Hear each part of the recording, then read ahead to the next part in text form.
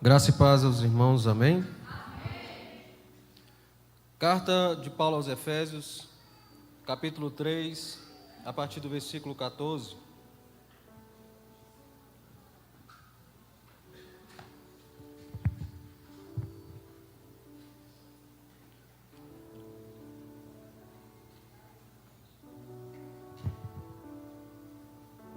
Carta aos Efésios, capítulo 3, versículo 14 em diante.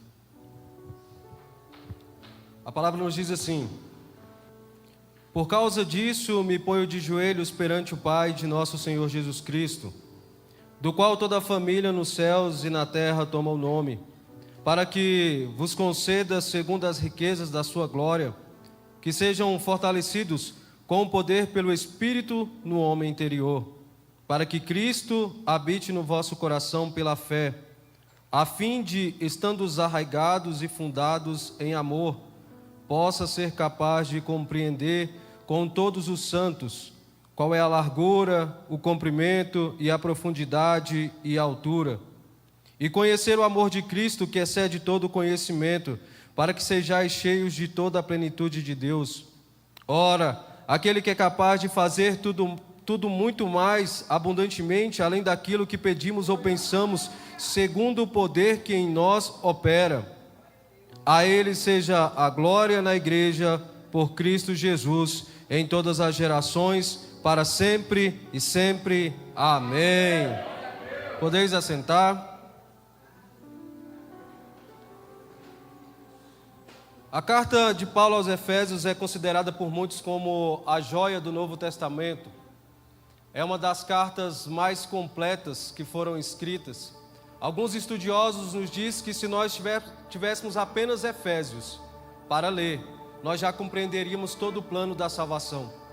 Essa carta é uma carta que é considerada a carta gêmea do livro de Colossenses, porque a carta a Colossenses, ela trata de Cristo como cabeça da igreja. A carta aos Efésios trata da igreja como corpo de Cristo. Quando Paulo escreve essa carta em Éfeso, a capital da Ásia Menor, ela era uma metrópole. Nós já aprendemos aqui no estudo que em Éfeso existia um grande templo de adoração a Artemis ou a Diana. E em meio a todo aquele caos, em meio a toda aquela idolatria, Paulo escolheu pregar o evangelho do Senhor sem medo, sem timidez. Ele abriu mão daquilo que muitos dizem, ali já está perdido, para poder fazer a obra de Deus. Ali ele instalou uma igreja. Essa igreja foi pastoreada depois dele pelo um dos seus discípulos, que era Timóteo, e logo depois ela foi pastoreada pelo apóstolo João. Nas 3 primeiros capítulos dessa epístola, Paulo nos traz à luz o magnífico ministério da salvação que está em Deus, antes da fundação do mundo. Muitos entendem que Deus começou a planejar a sua salvação após a queda de Adão. Mas a Bíblia nos fala que antes da fundação do mundo, Deus já tinha um plano de salvação para cada um de nós. Ele não foi pego distraído, não foi pego desapercebido quando Adão e Eva ali caíram no jardim.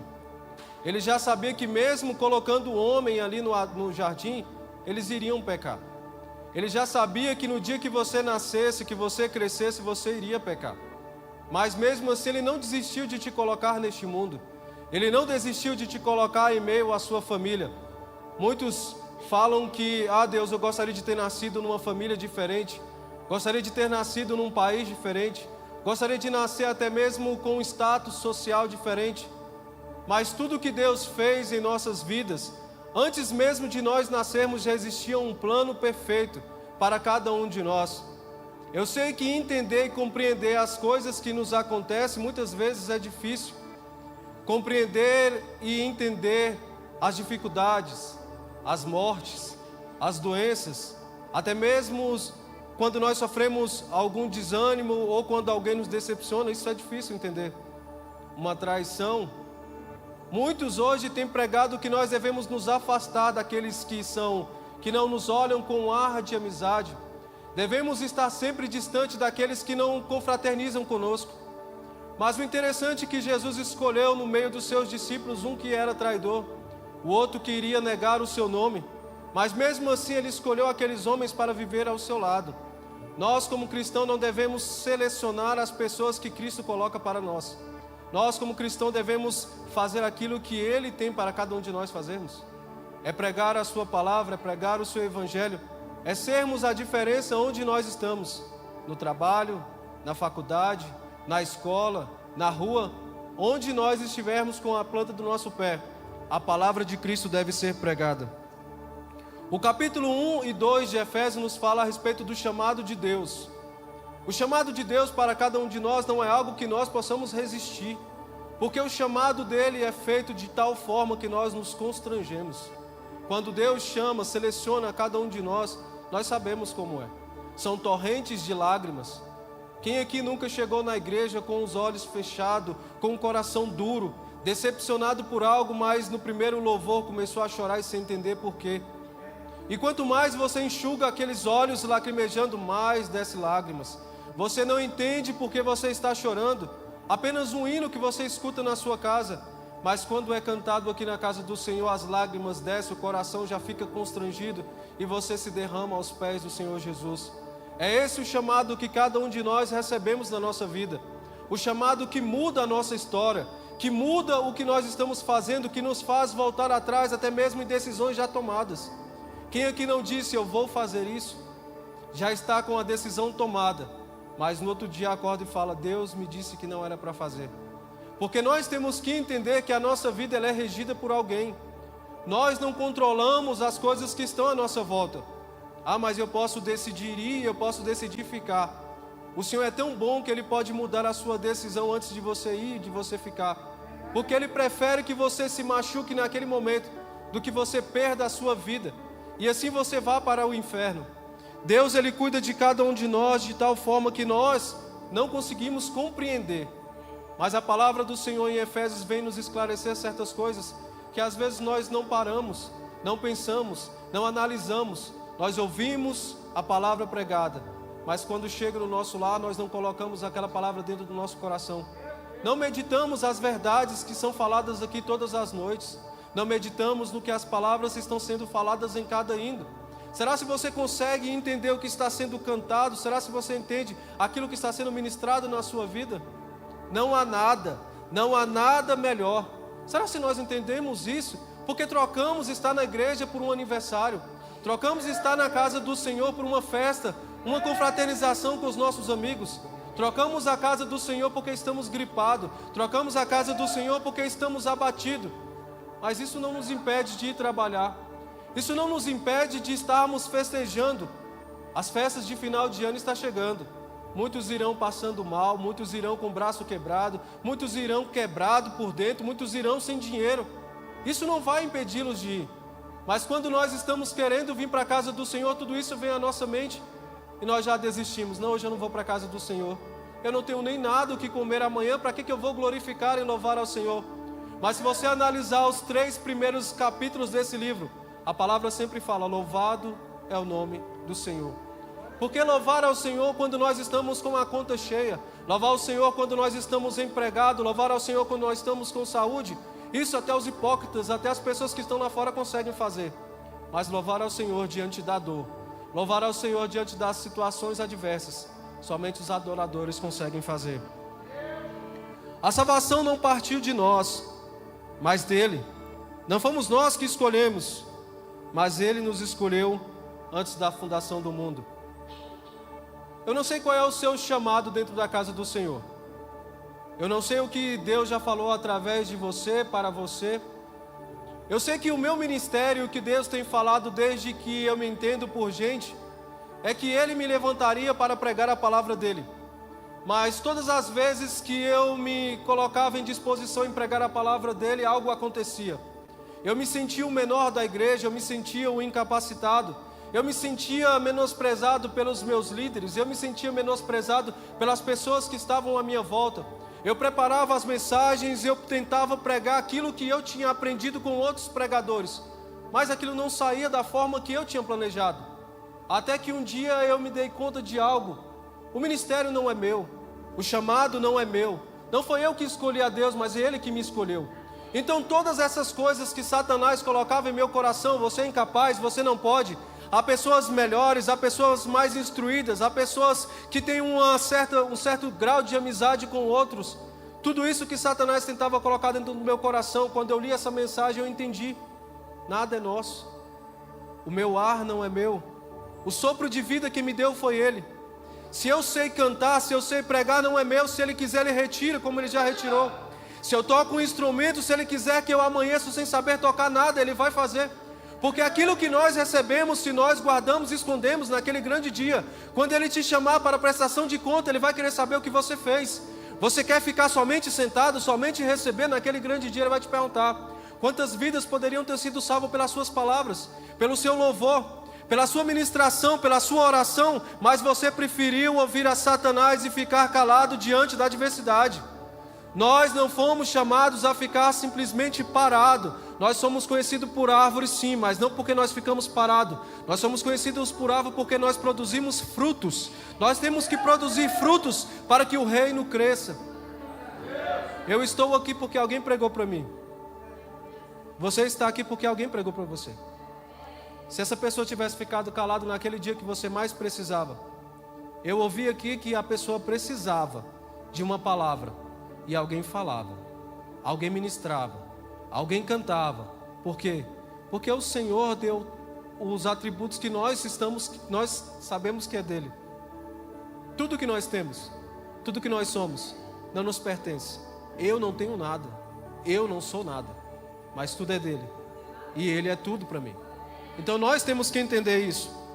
Em João 15,16 o Senhor nos fala o seguinte: não fostes vós que me escolhestes, mas eu escolhi a vós, e vos designei para que vás, mas dê frutos. Você não foi chamado para ficar parado. Qual a diferença que você está fazendo?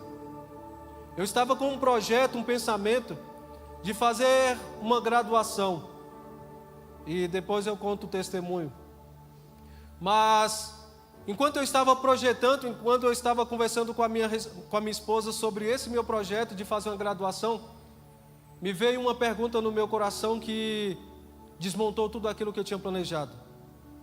Quantas vidas você vai fazer a diferença lá onde você está querendo ir? Quantas pessoas você vai poder influenciar nessa carreira que você quer seguir? Será se você vai fazer a diferença ou você vai ser só mais um que vai dizer: eu não tenho mais tempo, a minha carreira hoje tira todo o meu tempo?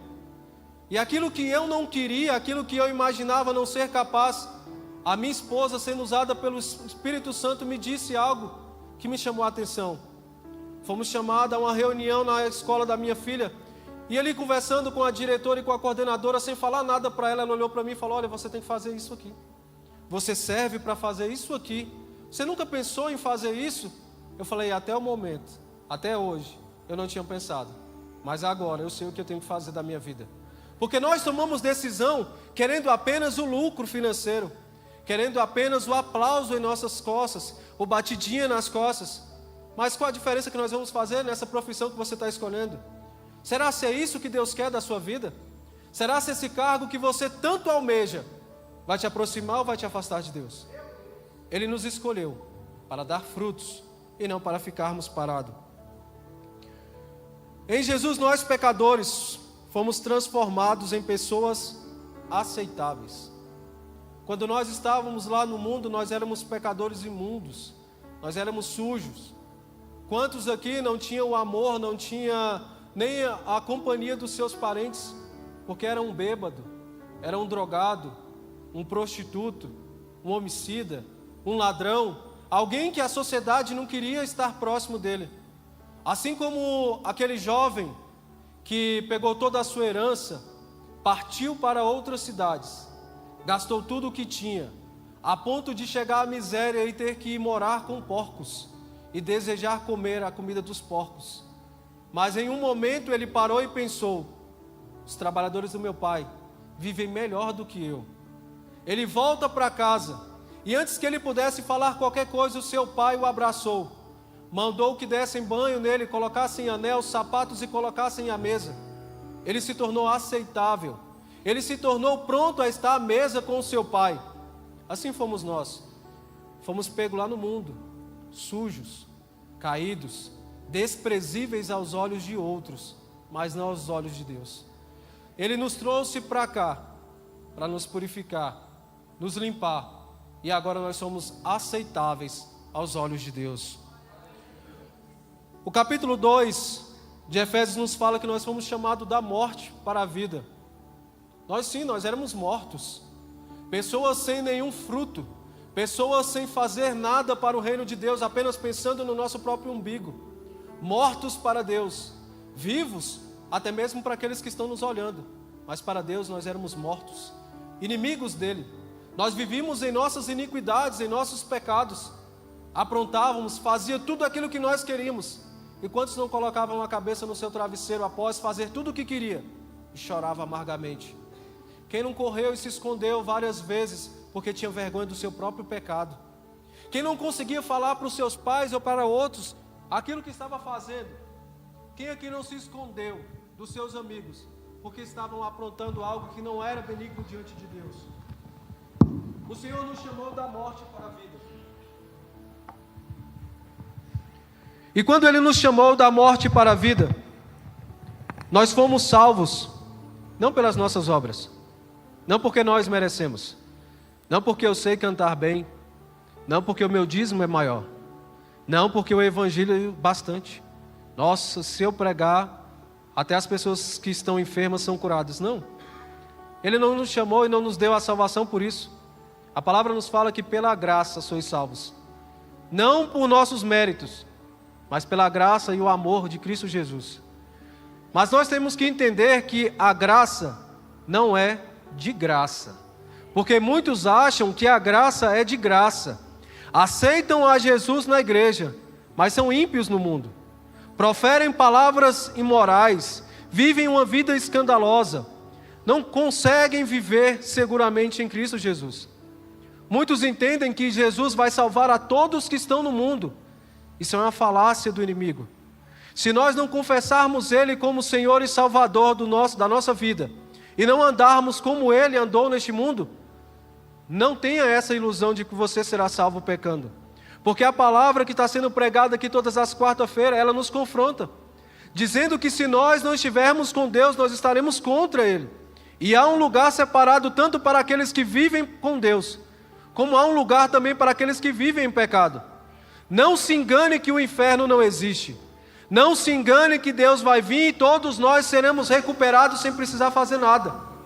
Isso é um engano que tem tomado a mente de muitos. Eu não preciso fazer nada porque os nossos pecados foram lavados. Sobre Ele foi colocado todas as nossas culpas. Sim, mas a própria palavra fala, se nós não confessarmos como Senhor e Salvador da nossa vida, se nós não nos reconciliarmos com Deus, nós não receberemos a graça que vem dele.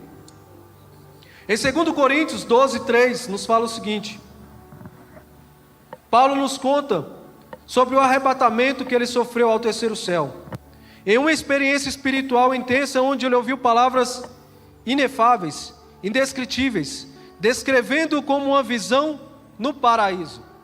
Quem não gostaria de receber isso que Paulo recebeu? Palavras inefáveis, ver o paraíso. Quem não gostaria disso? Mas muitos de nós queremos o que Paulo recebeu. Muitos de nós queremos o que os pregadores têm. Muitos de nós queremos fazer aquilo que a equipe de louvor faz. Muitos de nós queremos estar participando, estarmos à frente de um ministério. Mas você está disposto a viver o que Paulo viveu?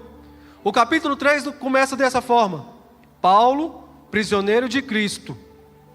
Você estaria disposto a viver preso, a viver fugitivo, a sofrer naufrágio, a passar dificuldades, a passar fome, a passar desespero? Estaria dificuldade de tudo isso para ter aquilo que Paulo tinha? Porque nós queremos ter, mas não queremos viver o que outros estão vivendo. É muito fácil olhar para quem está cantando e dizer: nossa, que lindo, que perfeição. Mas não sabemos a angústia de quem está ali.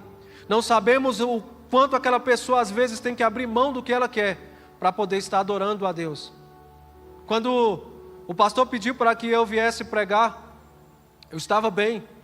Eu não estava sentindo nada. De quarta-feira para cá, eu comecei a ficar gripado, a minha garganta começou a fechar. De ontem para hoje eu ficava tossindo, a noite toda tossindo, e eu falei para minha esposa que eu iria desistir. Só que quando eu falei para ela que eu não iria pregar e que eu iria falar para o pastor, ela me lembrou de algo que eu tinha falado para ela.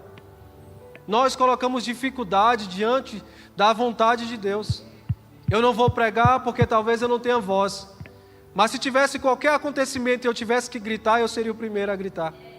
Então nós colocamos isso quando Deus quer fazer algo na nossa vida. Queremos, mas não estamos dispostos a oferecer a nossa vida ao Senhor. E aqui está um grande mistério. Um grande mistério. Muitos não entendem as lutas, as provações e até mesmo as perseguições. Quem diante de uma luta, de uma provação ou de uma perseguição não faz a seguinte pergunta: por que, meu Deus? Por que eu estou passando isso? Por que o Senhor não tira isso de mim? Por que esse fardo tão pesado? Na quarta-feira foi feita uma pergunta, ninguém levantou a mão. Quem aqui já foi decepcionado por Jesus? Levante a mão. Nós não podemos dizer que somos decepcionados por Jesus. Porque tudo aquilo que Ele providencia para a nossa vida é porque Ele sabe que é o melhor para nós. A palavra nos fala o seguinte em 2 Coríntios, capítulo 1, 3, 4. Bendito seja o Deus e Pai de nosso Senhor Jesus Cristo, o Pai das misericórdias e o Deus de toda consolação, que nos conforta em toda a nossa tribulação. Ele nos conforta em toda a nossa tribulação. Agora vem o mistério. Para que também possamos confortar quem estiver em tribulação. Aquilo que nós vivemos e aprendemos quando nós chegamos diante de outra pessoa que está passando, o Espírito testifica dentro de nós. Conforta ele. Eu te confortei.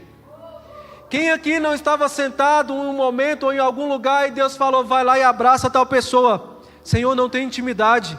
Vai lá e abraça tal pessoa.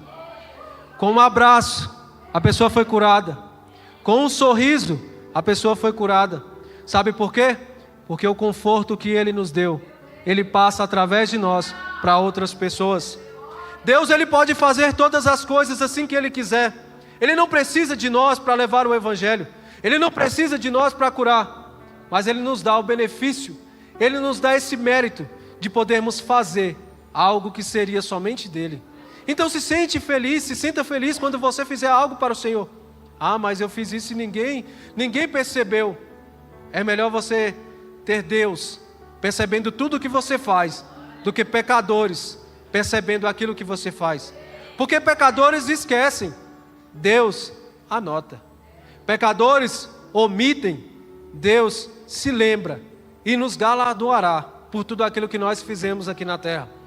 Então se você faz algo, a palavra nos fala, se a sua mão esquerda faz algo, esconda da sua mão direita. Não fica querendo que aqui vai tocar trombetas para você, não. Queira que toque trombeta lá. Bem-vindo, bendito de meu Pai. Essa é a melhor palavra que eu prefiro, eu quero escutar na minha vida. Se ninguém me elogiar até o dia que eu morrer, se Deus falar isso para mim, tudo que eu passei aqui já tem um significado. Então nós devemos colocar isso dentro do nosso coração. Qual o propósito dessa revelação, Paulo? Por que você revelou isso no capítulo 1, no capítulo 2? Você falou que Deus nos resgatou, Deus nos uniu, Deus nos colocou juntamente agora com os judeus para sermos filhos de Deus. Porque não se enganem aqueles que falam, os judeus recusaram. Os judeus não têm mais parte. A palavra fala que Jesus veio para unir esses dois povos, tanto os judeus quanto os gentios. E agora transformarmos em um único povo, filhos, família de Deus. Nós agora somos coparticipantes daquilo que Deus tinha separado. Nós podemos glorificar a Deus por tudo aquilo que Ele fez por nós.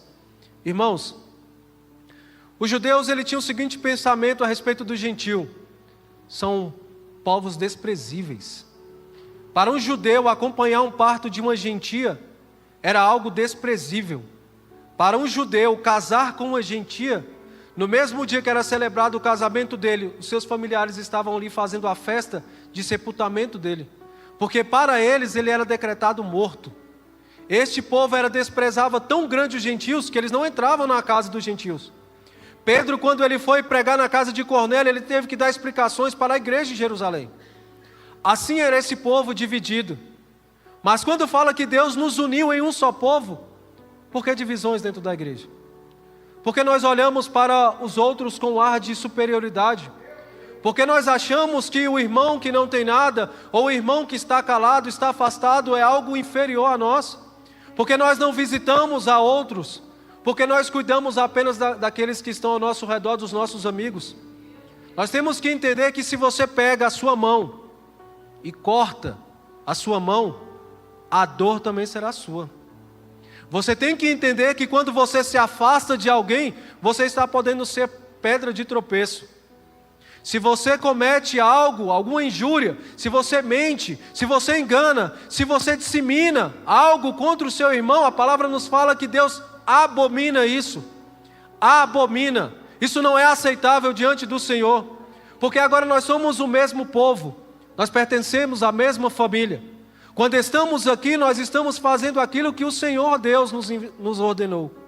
Então, como corpo de Cristo, nós devemos amar a Deus. Porque a palavra nos fala que Deus amou o mundo de tal maneira que entregou o seu Filho. Não é um amor a pessoas justas, porque não existia nenhum justo e não há justos na terra. Nós somos salvos pela graça, não são pelas nossas justiças. Diante de Deus, as nossas justiças são tidas como trapo de imundícia. Então não é pelos meus méritos, mas é pela graça. Mas nós não temos graça nem misericórdia por aqueles que estão ao nosso redor. Deixamos de zelar, de cuidar do corpo de Cristo. Devemos estender sim as mãos para aqueles que precisam. Devemos orar acima de tudo por aqueles que estão passando por uma dificuldade. Conversar, consolar. Isso é algo que pode mudar a vida. Nós vemos propaganda de psicólogos, nós vemos propaganda do governo dizendo que nós devemos respeitar a vida. E nós, corpo de Cristo, temos respeitado a vida? Não somente de quem está aqui dentro da casa do Senhor, mas daqueles que estão lá fora. Eles também podem estar sentados aqui ao seu lado. Se você dispuser a pregar a palavra do Senhor, será mais um para o reino de Deus. Se você olhar com um olhar de compaixão, como o Senhor olhou para você, quem não estava num bar, quem não estava numa biqueira, e o Senhor olhou para ele com um olhar de misericórdia e falou: esse vai vir para a minha casa. Hoje nós olhamos para outros com um olhar de desprezo. Quem olha dessa forma para as pessoas não entenderam ainda que nós somos chamados a pregar o Evangelho. Paulo continua, a partir do versículo 14 a 21 do capítulo 3, onde nós lemos hoje. Depois que ele desvendou toda a grandiosidade da salvação, ele se ajoelha, como humildade. Porque Deus não revela nada às pessoas soberbas. Deus não entrega nada à pessoa soberba. Porque eu não consigo, Senhor. Porque todas as vezes que eu me disponho, eu não consigo fazer. Porque você está querendo fazer para aplausos, para estar em evidência. Nós devemos fazer não para que o nosso nome seja louvado. Nós devemos fazer para que o nome do Senhor seja louvado através da nossa vida. Quando Paulo desvenda a grandiosidade da salvação, ele se ajoelha. E aqui está uma coisa que nós devemos entender: quando o Senhor nos entrega algo, nós devemos orar não pedindo cura, pedindo prosperidade, pedindo que o Senhor sopre o nosso nome pela terra, não. Nós devemos pedir para que o Senhor abra os olhos de outros, para que o Senhor possa iluminar os pensamentos daqueles que estão em pecado. Como é bom você se sentar com alguém, começar a pregar, começar a falar do Senhor para aquela pessoa, e você vê as lágrimas escorrendo dos olhos dela. Porque você compreende que aquilo que o Senhor te deu está sendo ministrado a outras vidas. Essa semana, enquanto eu conversava com o irmão aqui da igreja, eu falava para ele o quanto eu admiro alguns pregadores aqui da igreja. Só que, enquanto eu falava para ele que eu admirava alguns pregadores aqui da igreja, que eu queria ser como eles, ele me falou que ele me admirava. Quando ele me falou isso, não é para minha grandeza. Isso me fez refletir. Porque eu desprezava a forma que o Senhor estava me dando, a ministração. Eu desprezava aquilo que o Senhor falava através da minha boca. Porque eu entendia que da forma que eu falava era cansativa e que os outros não gostavam. Eu entendia que porque eu não pulo, porque eu não salto, porque eu não falo em línguas estranhas, as pessoas não recebem a minha mensagem. Mas quando eu ouvi isso, o Senhor tocou no meu coração e disse: é porque não é seu. Se fosse seu, você faria como você quer. Mas aquilo que eu te dou é meu. Então você vai fazer do jeito que eu quero. E para a glória de Deus, todas as vezes que eu penso em parar, alguém vem e fala: você falou algo de uma forma que eu entendi. Então nós temos que pegar aquilo que Deus nos deu e ter coragem de fazer. Irmão, eu só sei dançar, então dança. Irmão, eu só sei cantar, cante para a glória de Deus. Irmão, eu só sei entregar papel, entregue com amor. Porque muitos dos que estão pregando receberam um folheto, colocaram no bolso, mas quando chegaram em casa leram a mensagem e se tornaram grandes homens da palavra de Deus. O maior mensageiro, conhecido como príncipe da pregação, em um dia de neve se sentou no último banco. E a pessoa menos capacitada para pregar estava lá, porque o pastor não tinha ido porque estava com neve. O presbítero não tinha aparecido porque estava com neve. Mas aquele homem inferior que nunca tinha pregado a palavra de Deus se levantou, porque ele era diácono. E ele começou a pregar a palavra e a única coisa que ele sabia falar era: olhem para mim como eu olhei para Cristo. Olhe para mim como eu olhei para Cristo. Aquele homem entendeu que não era ele, mas era Cristo que era soberano sobre a vida dele.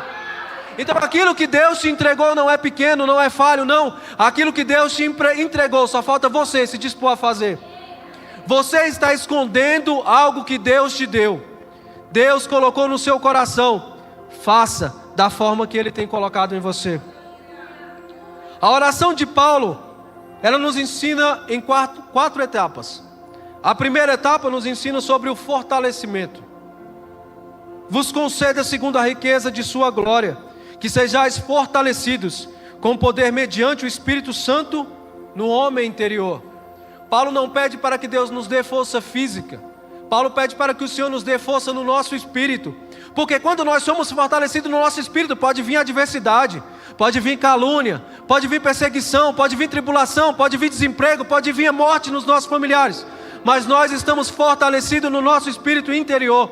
E quando nós somos fortalecidos no nosso espírito, Senhor, nós falamos igual Jó: Senhor, sei que tu podes.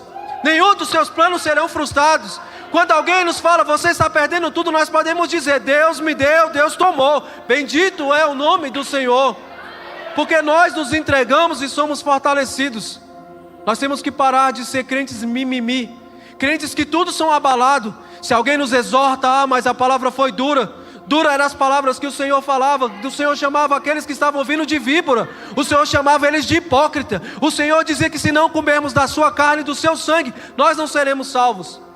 Duro é você ouvir para aqueles que se achegam até Ele falar que não era missa entregar aquele pão que foi dado aos seus para os cachorrinhos. Mas aquela mulher entendeu, Ele está dizendo isso, mas Ele quer que eu responda: Senhor, mas até os cachorrinhos comem as migalhas que caem da mesa. Nós devemos parar de sermos crentes fracos. Fracos no sentido de tudo nos abala. Eu vou sair da igreja e ninguém me olha. Eu vou sair da igreja e não tenho oportunidade. Eu vou sair da igreja porque estou sendo perseguido. Paulo foi perseguido, foi preso, foi espancado, ficou noites e noites com fome. Mas quando ele terminou, ele falou: guardei a fé, terminei a carreira, agora me espera a coroa de justiça. Nós estamos fazendo para quê? Para que outros nos aplaudam? Se você está fazendo para que outros aplaudam, tenha isso no seu coração, você vai ser decepcionado. Agora, se você está fazendo para que Deus olhe para um pecador igual a você e dê mais, nós devemos ser fortalecidos no nosso espírito. Segundo, a morada e o alicerce. Nós temos que entender onde nós estamos na nossa morada, onde é a nossa habitação. Quem está habitando na sombra do Onipotente? Irmãos, nós estamos habitando na sombra do Onipotente. Então descansa. Nós temos que descansar. Na sombra do Onipotente há descanso. A nossa moradia não é aqui. Nós estamos aqui como peregrinos, forasteiros. A nossa morada é lá no céu. Podemos não ter casas aqui, podemos não ter bons empregos, ter carros, mas onde nos aguarda o Senhor Jesus, tudo isso não vai ser nada, não vai valer de nada, porque você não pode levar nada disso para o caixão. Tudo vai ficar. Agora, uma coisa você pode levar: as suas obras. Porque nós não fomos chamados pelas nossas obras, mas nós fomos chamados para termos boas obras. O fortalecimento leva a um resultado maravilhoso: a habitação permanente de Cristo em nosso coração. E o que emerge dessa habitação? Somos arraigados como uma árvore que firma suas raízes profundamente na terra, extraindo vida e nutrição constante. Quando nós estamos no Senhor, nós estamos sempre tirando dele nutrição para a nossa vida. tirando dele as soluções para os nossos problemas. Não significa que você não vai ter problema, significa que você vai achar no Senhor a solução para os seus problemas, porque os problemas vão acontecer com você estando na igreja ou não. A diferença é a confiança e a certeza de quem está com você. Você prefere que aquela pessoa que fala mal de você esteja ao seu lado na dificuldade? Ou você prefere que o Senhor Jesus esteja de mão dada com você na dificuldade? Nós temos que entender que as árvores crescem sim para cima, mas nós não vemos que elas nos dias de seca, elas aprofundam as suas raízes, procurando cada vez mais nutrientes, mais águas, para se manter verdes. É assim que nós devemos fazer. Quando estamos passando por um tempo de seca, ainda que todas as nossas folhas caiam, as nossas raízes têm que procurar cada vez mais águas. E o único que diz que Ele é água e dele sairiam águas vivas é apenas Jesus. Nós devemos findar as nossas raízes em Jesus todos os dias. Nós devemos olhar para as dificuldades e estar pensando somente em Jesus. Nós somos um solo, um alicerce. O solo, o alicerce no Senhor, é como a parábola que o Senhor nos disse. Se nós estivermos com a nossa casa findada na rocha, nós estaremos seguros. Virão os ventos, a tempestade, mas nós estaremos seguros. Agora, se nós estivermos com o nosso alicerce na areia, até mesmo um sopro nos vai derrubar. Então, que nós estejamos com os nossos alicerces em Cristo Jesus. A terceira coisa que Paulo nos ensina é sobre a compreensão. Isso está no versículo 18 e 19. Para que nós possamos compreender com todos os santos qual a largura, o comprimento e a altura e a profundidade, e conhecer o amor de Cristo que excede todo o conhecimento, para que sejais cheios de toda a plenitude de Deus. Só podemos ser cheios da plenitude de Deus quando nós estamos vivendo o amor de Cristo. Não tem como você viver a plenitude de Deus vivendo uma vida demasiada. Não tem como você viver o amor e a plenitude de Deus sendo uma pessoa que não condiz com aquilo que você fala. Dar bom testemunho vale mais do que suas palavras. Entenda que você calado, você pode fazer a diferença na vida de muitos. Ao contrário, se você vive uma vida de pecado, quando você fala, você envergonha o nome daquele que você diz que serve. Quantos olham para outros e perguntam: esse é crente? Para ser crente como esse eu não quero ser. Porque as palavras dele dizem que ele é crente, mas a sua vida não condiz com isso. Então nós devemos entender qual é o amor, para que nós possamos viver a plenitude de Cristo.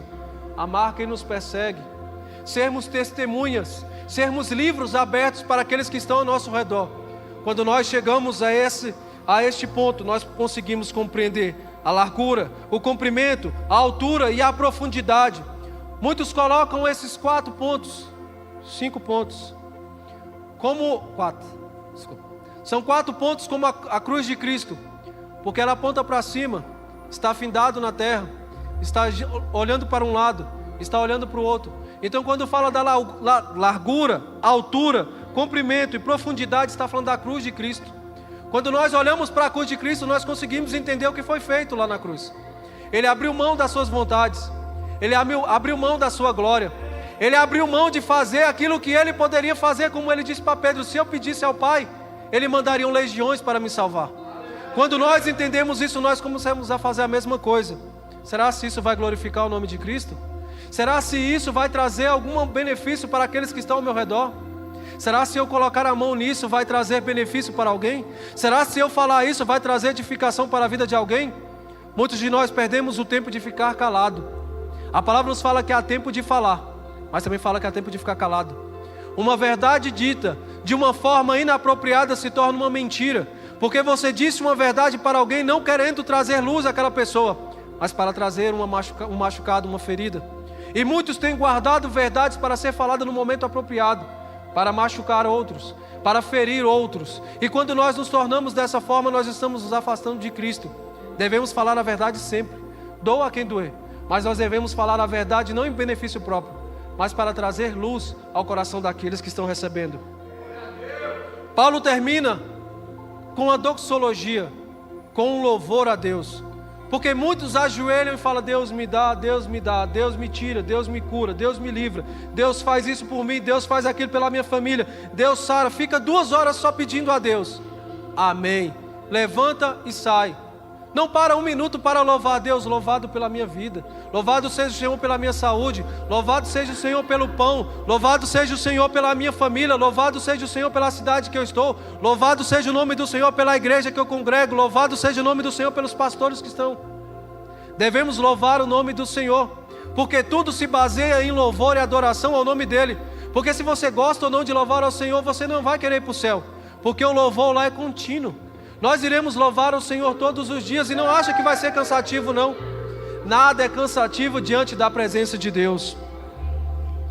Aquele que é poderoso para fazer tudo mais abundante, além daquilo que pedimos ou pensamos, segundo o poder que nos opera. A Ele seja a glória na igreja e em Cristo Jesus, para todas as gerações, para todos sempre. Amém. Ao Senhor seja dado sempre a glória de tudo aquilo que nós executamos aqui. Tudo que nós fazemos, ela tem que glorificar ao nome de Deus. Tudo que nós nos dispomos tem que glorificar ao nome de Deus, na igreja ou fora da igreja. Não existe vida secular e vida santa. Tudo para Deus é contado como santidade. O meu trabalho, ele glorifica e ele tem que ser santo. A minha vida com os meus amigos, ele glorifica e tem que ser santa. As minhas palavras glorificam a Deus e também tem que ser santa. Não tem que dizer, na minha vida secular eu não preciso falar de Deus. Pelo contrário, na sua vida lá fora é que você tem que falar de Deus. Porque aqui você é abastecido, para que lá fora você possa passar para outros, porque eles não estão aqui.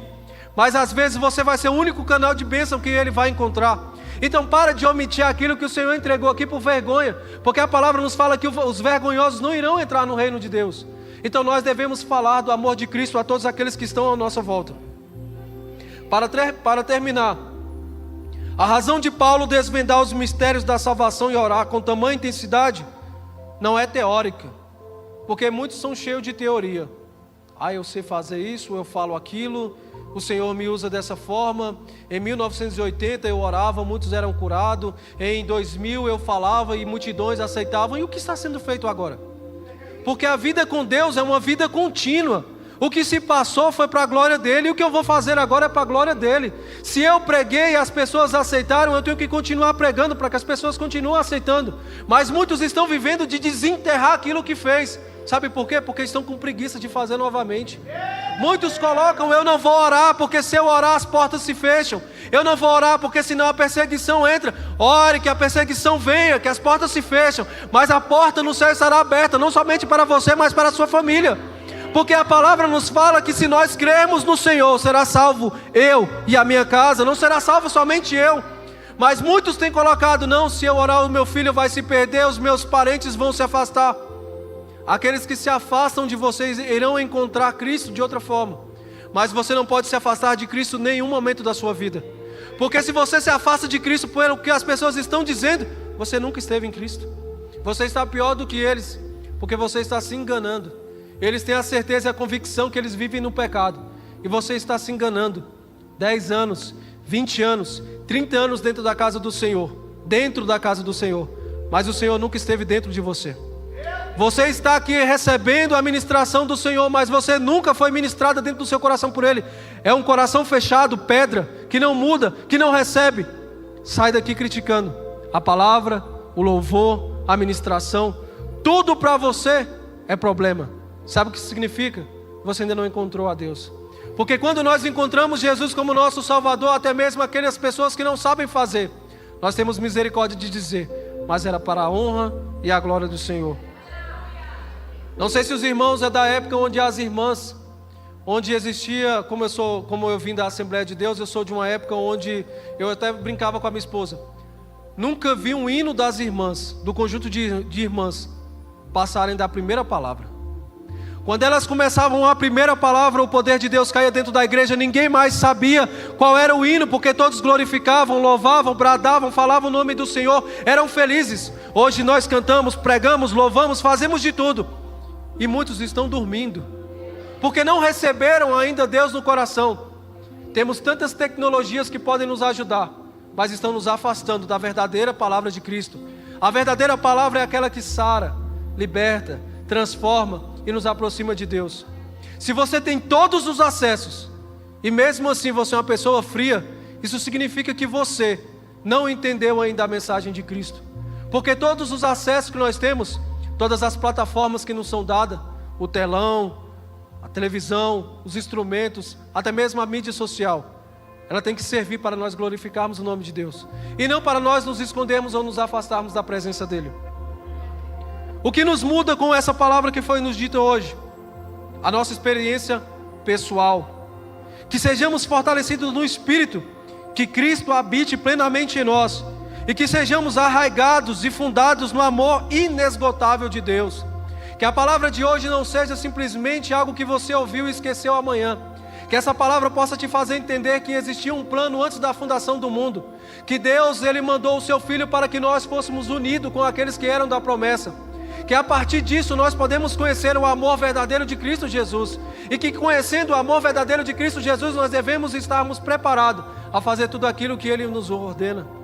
Nós não devemos ser crentes surdos, porque muitos estão dizendo: Deus não me ouve. É pelo contrário, Deus te ouve porque Ele é onisciente. Você não está ouvindo a voz de Deus, porque Ele fala faz e você diz não, eu não vou fazer. Vai e você diz eu não vou. Executa e você não executa. Quem aqui está com o coração aberto a assumir um propósito, a assumir uma liderança, a assumir um cargo no ano que vem? Eu não posso, eu sou incapaz. As adversidades, as circunstâncias da minha vida não vão conseguir me deixar fazer isso. E colocamos barreira atrás de barreira. E o Senhor está nos chamando. Devemos nos colocar em prontidão a viver uma vida de retidão.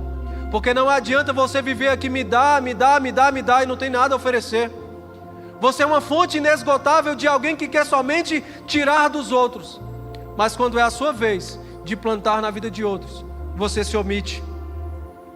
O louvor eterno somente a Deus. Que a glória seja dada a Deus na igreja, no corpo de Cristo. Porque Ele é poderoso para fazer tudo o que nós precisamos e muito mais. Que hoje possamos colocar de joelhos, não apenas pedindo o que nós precisamos, mas pedindo o que Paulo pediu, que sejamos cheios de toda a plenitude, arraigados do poder de Deus. Amém? Eu agradeço a minha oportunidade.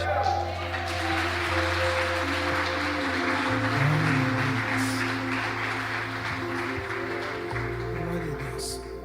Queridos, você ouviu a voz de Deus? Quem ouviu essa palavra nessa noite? Quem entende que precisa de mudança? Esses dias eu conversava com o pai da Pri. Cadê ela? Está aqui? Ela está na sala, tá, né? Pode falar, Pri? Ele disse que ouvia um barulho no ouvido, como se fosse um piado. E aí, é otorrino, né, que vê a questão do ouvido. Aí o médico colocou aquela lunetinha e falou, para ver lá, falou, eu sei porque você está sentindo dor no ouvido. Você não lava o ouvido? Ele disse que ficou bravo com o médico, falou, eu não sei lavar meu ouvido. Aí fez uma lavagem no ouvido dele. Pense num tanto de cera que saiu. Muitas vezes nós estamos assim, Deus está falando, mas nosso ouvido está tampado. Ou não fique procurando o endereço em outro lugar, para outras pessoas. Se nós estamos aqui é porque nós precisávamos ouvir essa palavra. É tempo da igreja se levantar. É tempo da igreja se colocar na brecha. Você pode, você consegue, você dá conta, Deus é contigo, a sua família é a melhor família, lute por ela, não abra mão dos seus sonhos, porque a partir do momento que eu lanço tudo isso fora, eu estou respectivo ou propício a aceitar tudo na minha vida. Mas sabe que Deus fez o melhor, Ele deu o melhor dele por você. Eu queria que sentado mesmo, você curvasse sua fronte, nós vamos chegar no momento da ceia. Mas até mesmo antes de participar da ceia, Paulo, ele nos ensina que o homem deve examinar-se a si mesmo. Durante esse ano nós tivemos 11 ceias e hoje é a 12ª. E nós precisamos entender isso. Quando Jesus disse, fazei isso em memória de mim. Quando nós entendemos que a ceia para as nossas vidas, o momento que Deus nos permite estar, na verdade, uma vez ao mês, é um encontro que nós temos com uma aliança que Ele fez com cada um de nós.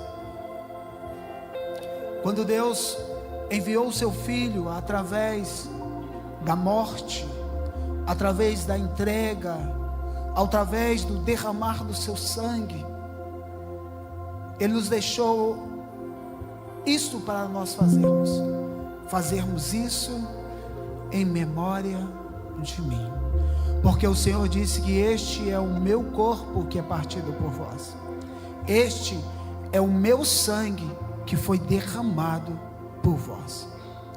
Então eu e você não podemos, mesmo com toda a tecnologia que existe, fazer da cruz algo comum na nossa vida. Nós precisamos estar ligados, acima de tudo isso, com a graça imerecida que nós recebemos. O sacrifício que foi feito por Cristo, por mim, por você, nunca deve ser esquecido. Então a gente precisa entender que quando nós comermos o pão, nós estamos anunciando a morte do Senhor. Quando nós bebermos o cálice, nós estamos entendendo que foi o sangue de Jesus que nos justificou. De maneira nenhuma será uma transubstanciação. O elemento pão vai continuar sendo pão. O cálice, o suco de uva vai continuar sendo o suco de uva. Mas fazer isso em memória de mim. Não deixe a cruz ser algo comum na sua vida. Não deixe o momento de celebração ser algo comum para você. Mas entenda, querido, que todas as vezes que o Senhor nos permitiu ao longo desses 12 meses, Ele nos faz e Ele nos remete um pouco no nosso passado. Ele nos ensina a olhar um pouquinho para trás e lembrar da cruz que Jesus suportou por nós. Ele nos ensina a olhar para dentro de nós e examinarmos o nosso coração. Ele nos ensina que nós precisamos, querido, olhar para frente, porque Jesus está vindo aí.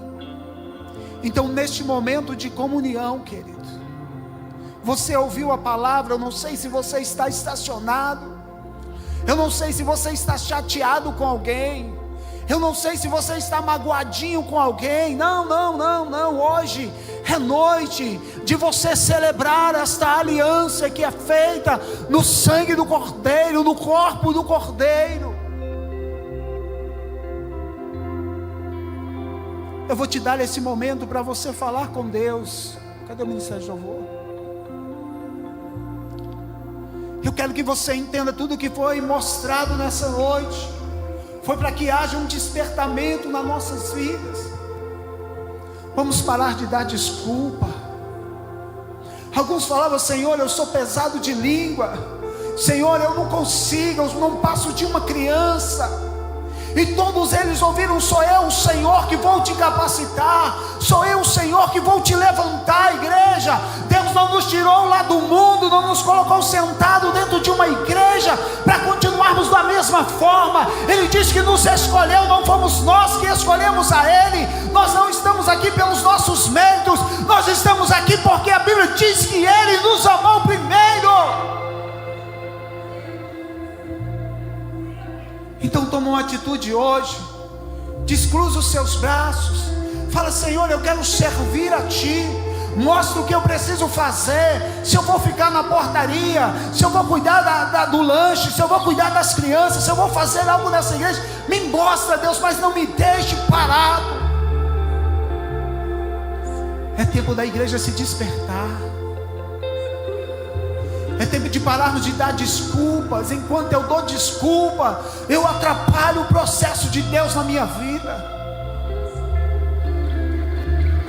Mas o Senhor te chama hoje para uma mudança. O ano está se findando. Você vai querer continuar da mesma forma ou quer uma mudança? Que a ceia de hoje seja uma ceia da nova aliança no sangue do Cordeiro. Aleluia.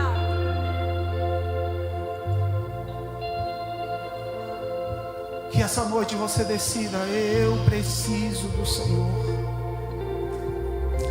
Pai, eu apresento a Ti os elementos da ceia. Eu Te apresento o pão, eu Te apresento o cálice. Consagra ao Senhor, Pai, também a uva. Todos aqueles que participarem recebam vida e vida em abundância. Que a cruz não seja esquecida nas nossas vidas, porque para chegarmos até aqui o Senhor se fez maldito para que nós fôssemos benditos. O Senhor levou sobre si as nossas dores, o Senhor levou sobre si, aleluia, os nossos ressentimentos, as nossas mágoas, as nossas transgressões, os nossos erros. E nós queremos celebrar o Senhor.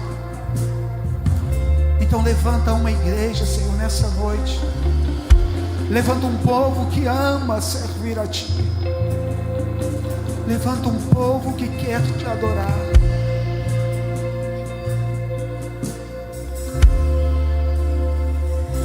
És o amor crescendo em mim. És o fogo que jamais se apagará. Eu sei que tens muito mais. Leva-me no mais profundo do Teu ser.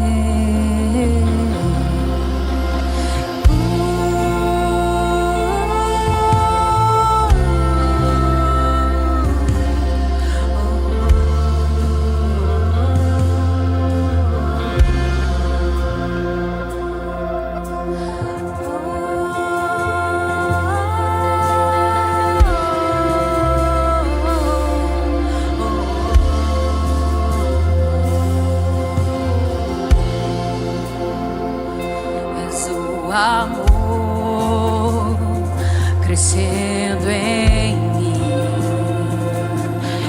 És o fogo que jamais se apagará.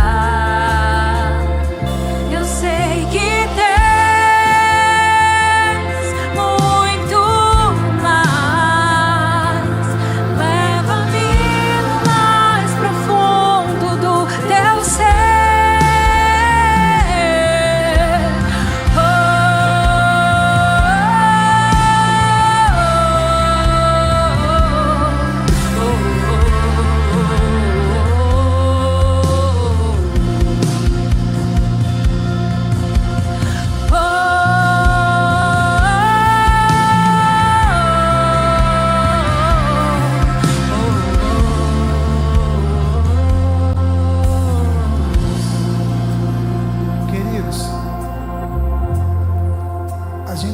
Pessoas há mais tempo, pessoas já vieram em outras ceias, e nós temos um ministério cruzado à uva.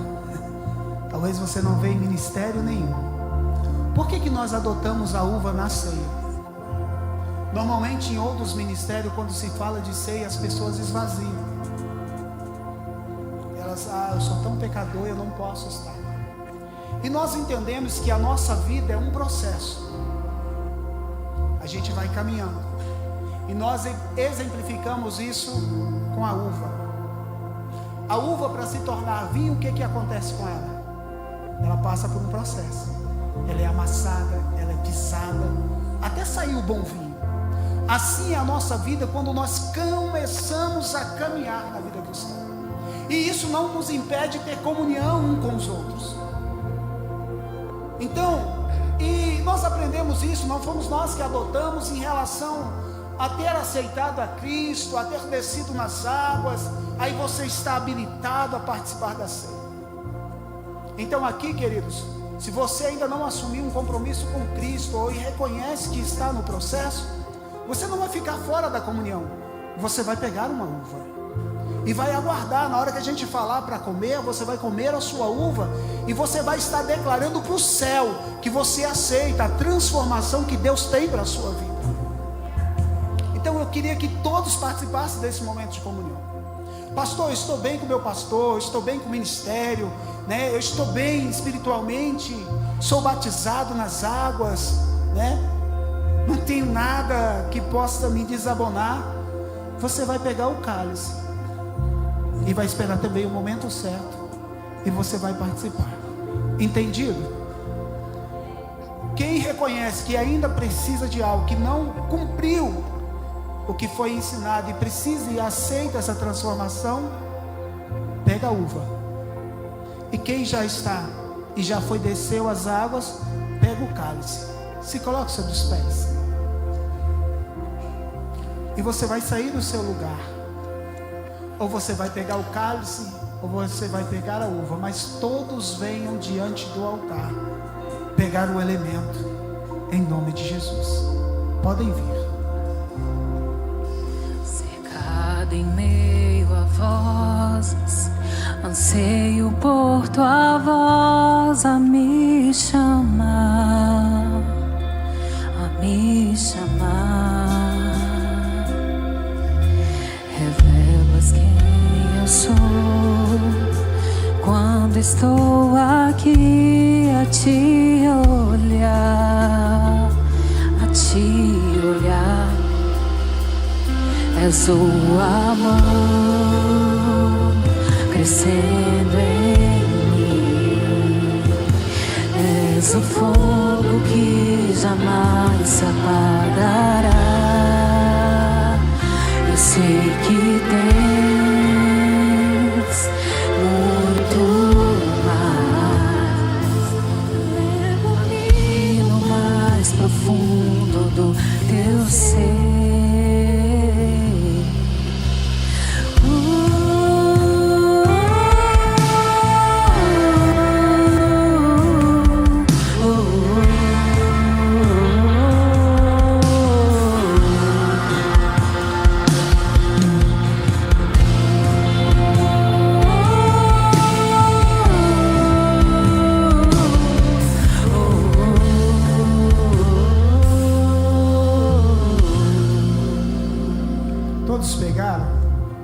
Pastor, eu sou de outro ministério, eu posso participar? Deve, nós somos um corpo, nós somos família.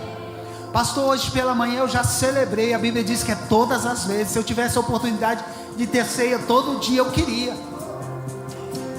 Então venha, pegue. O pessoal lá de cima, leva lá para eles, por favor.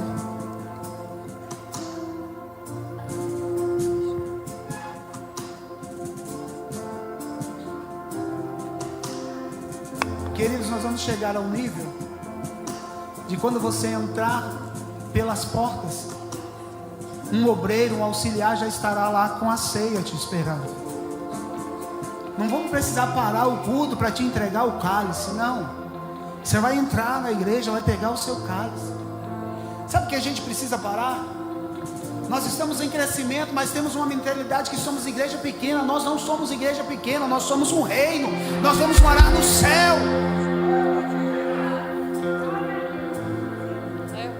A minha igrejinha, só se for sua, porque a minha é um igrejão. Deus tem levantado pessoas neste lugar. Todos pegaram? Levante o cálice aos céus, por favor. Aprenderam a abrir o cálice? Vira de cabeça para baixo. Que aí o seu pão não cai. Tem gente que abre assim, ele pula lá longe. Então levante aos céus.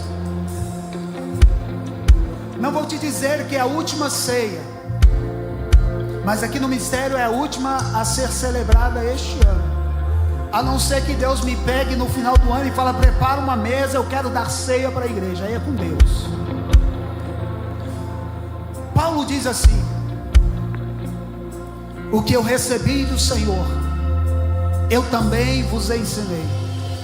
Na noite em que o Senhor foi traído, ele pegou o pão, partiu e, tendo dado graça, deu aos seus discípulos, dizendo: este é o meu corpo, que é partido por vós. Aleluia. Faça um pedido. Esse novo ano que nós sejamos diferentes. Em memória do Senhor, todos nós, e você que está com a uva, todos nós comamos o pão, e você que está a uva, coma a uva.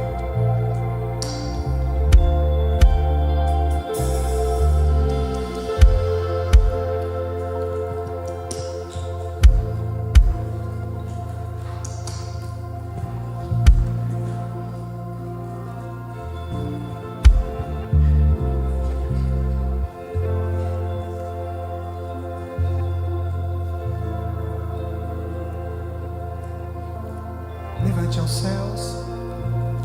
Semelhantemente, depois de cear, ele pegou o cálice e, tendo dado graça, disse: oh, aleluia, queridos, este é o cálice da nova aliança no meu sangue.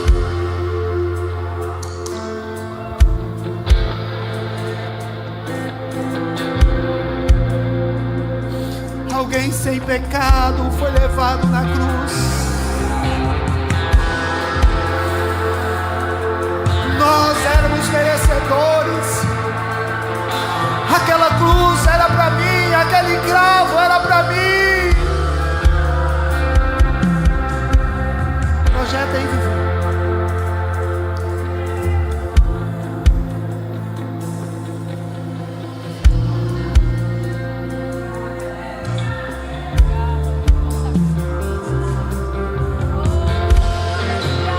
Em memória do Senhor, beba o cálice.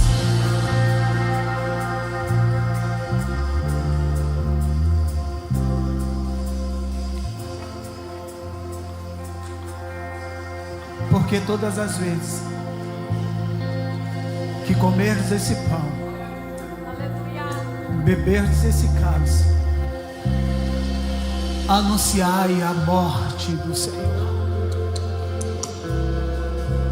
até que Ele venha.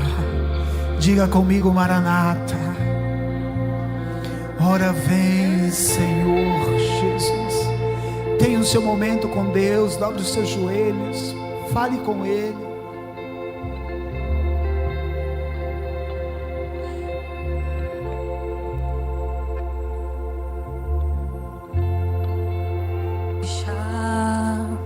Tudo aos seus pés eu rendo a ti, tudo a ti. E se a minha voz falhar, tu cantas para mim que eu sou teu, para sempre teu. És o amor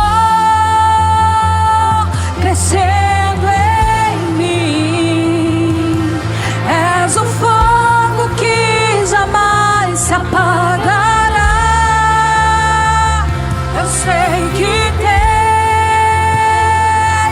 muito mais. Leva-me no mais profundo do teu ser. És o amor crescendo em mim, és o fogo que jamais se apagará. Eu sei que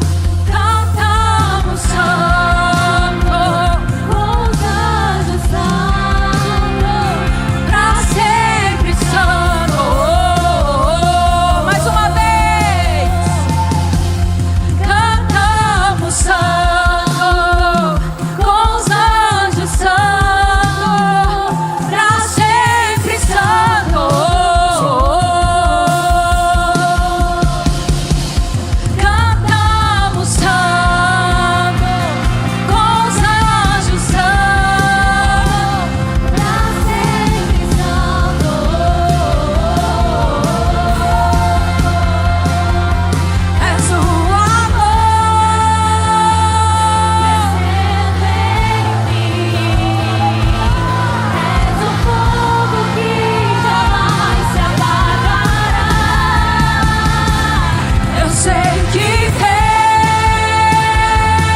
muito mais.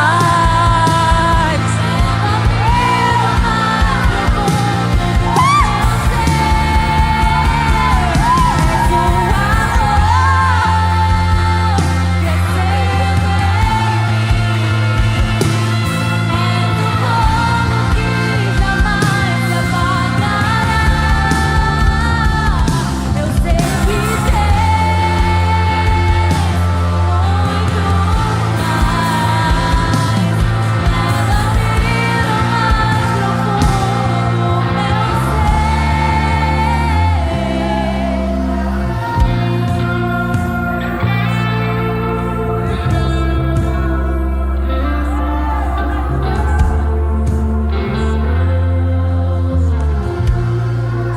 Glória a Deus.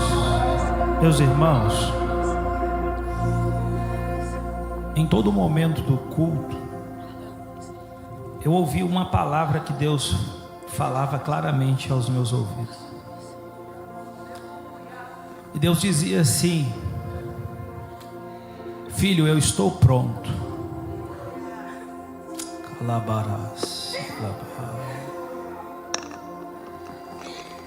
Eu estou pronto para poder abençoar pessoas neste lugar. Existem bênçãos que Deus separou para poder entregar sobre vidas que aqui estão.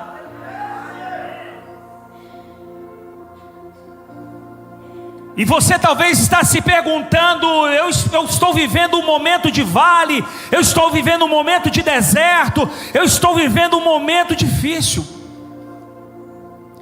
Mas Deus manda te dizer: o secreto de Davi foi lá no campo. O secreto de João Batista foi lá no deserto que você está reclamando.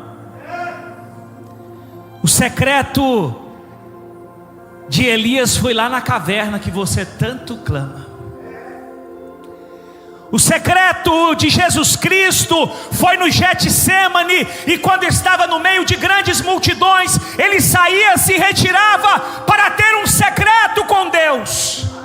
Calaias. O secreto de Ezequiel foi quando ele desceu no vale, e quando ele desceu naquele vale que ninguém quer descer, ele contemplou a glória de Deus.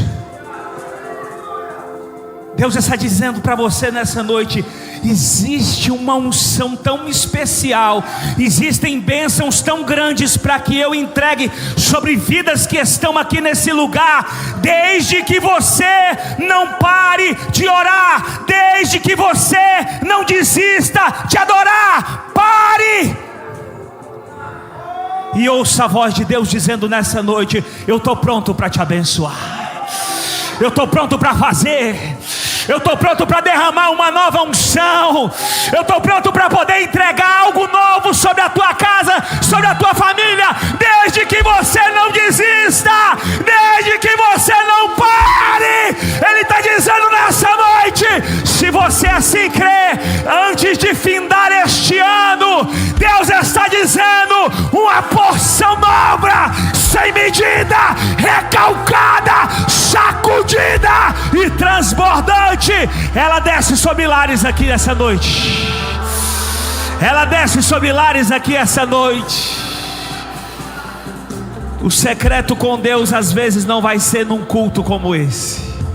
O secreto com Deus não vai ser nos momentos dos aplausos, nos grandes congressos, não. Mas quando você chegar na tua casa, colocar o teu joelho no chão, fechar a porta do teu quarto e orar ao teu Deus em secreto, você vai ter essa confirmação no teu ouvido, descer a tábua do teu coração te dizendo: eu estou pronto para te abençoar, eu estou pronto para fazer. Chegou um novo momento, chegou uma nova história, chegou uma hora que Deus vai fazer sobre vidas aqui nesse lugar.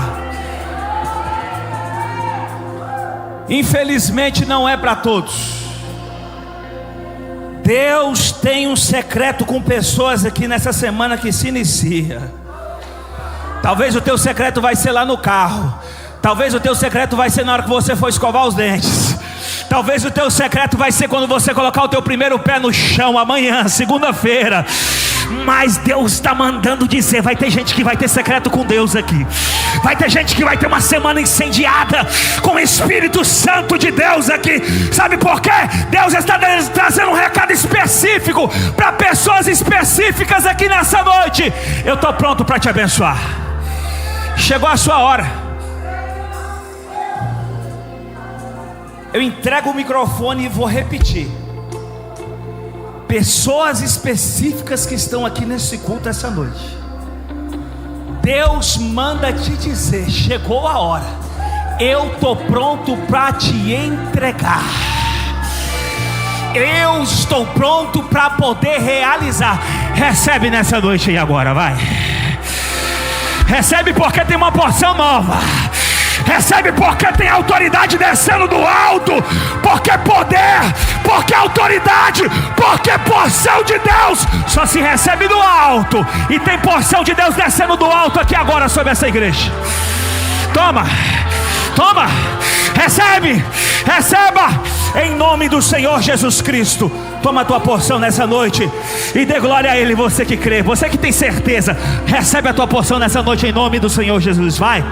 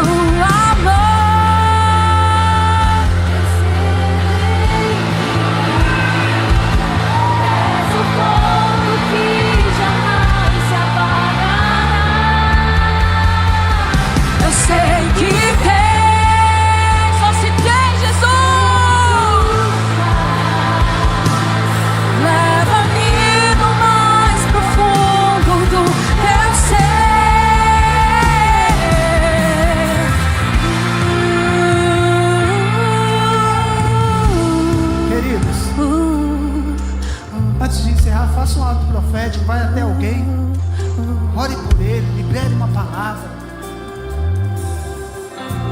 Você aprendeu que Deus quer te usar nessa noite.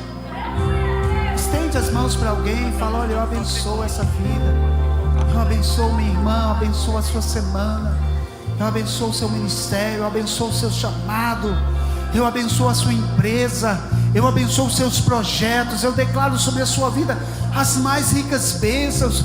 Foi liberado desde o início do culto. Deus falou desde o início do culto. Oh, aleluia. Senhor, atende o clamor da tua igreja. Atende o clamor dos seus filhos. Atende, Senhor.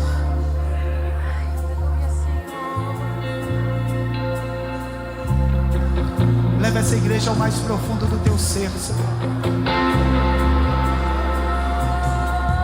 Leva-nos ao mais profundo do teu ser, Senhor. Enche-nos com a tua presença, Senhor. Enche-nos com o teu Espírito, Senhor.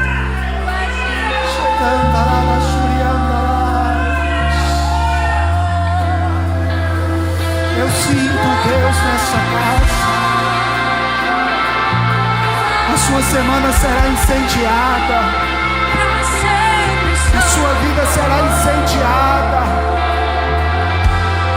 Vamos viver coisas sobrenaturais.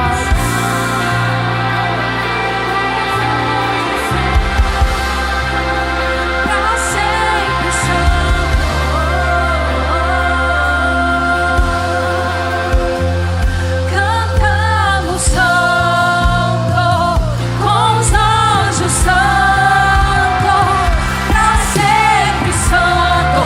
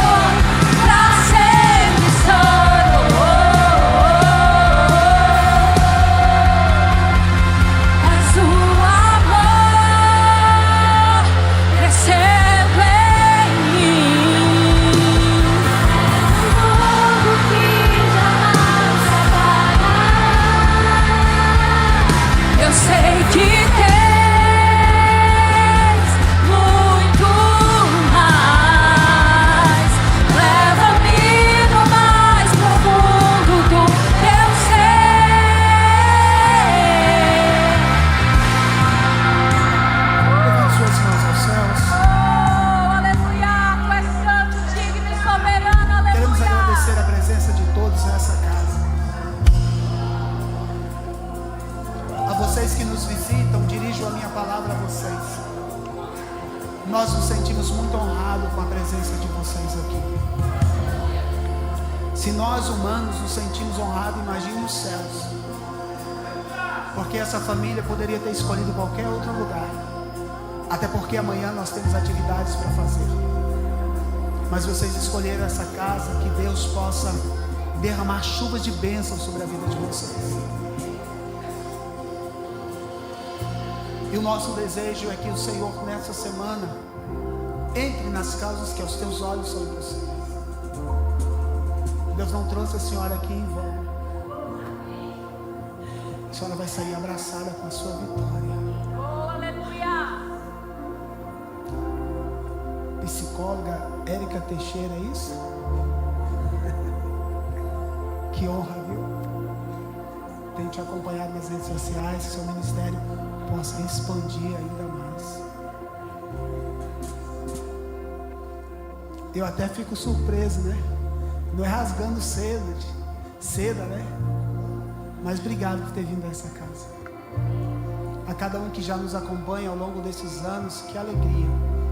Que o Senhor nos permita termos mais tempos para servirmos a Deus. Pastora Juraci, que enfrentou 2 lutos esses dias, poderia estar em sua casa, mas está aqui. Pastora, que honra.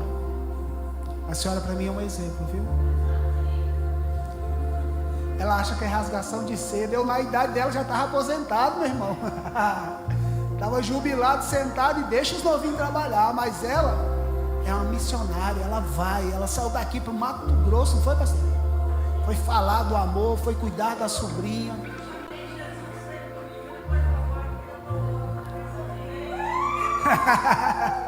Deus é fiel. Pastor Leonardo, Jacomo Ricardo, todos os obreiros dessa casa, os músicos, que Deus possa abençoar grandemente. E ainda há lugar para trabalhar nessa casa, viu? O esposo da Érica, que bênção tê-lo aqui, sempre uma surpresa, né? A Évila e o nosso amigo Fernando estarão voando mais alto, que Deus abençoe. Lembre dessa casa, viu? Quando prosperares, lembra de nós. Levante as suas mãos. Vamos para casa. Querido, eu estou com a vontade de fazer uma vigília muito grande, mas tem que orar pelos nossos vizinhos, né? Tem um vizinho na última vigília que veio aqui, mas não ficou 2 dias depois que veio aqui. Mudou, foi embora. Deus faz, não mexe com nós não. Levanta as mãos para os céus. Que o amor de Deus, o nosso Pai, que a comunhão e a consolação do Espírito Santo de Deus, e que a graça do nosso Senhor e Salvador Jesus Cristo seja sobre todos nós, sobre todo o povo de Deus, não só hoje, mas amanhã e para todos sempre. E todo aquele que crê e recebe, diga amém. Celebra o Senhor com as suas palmas o mais alto. Dê um abraço no seu irmão.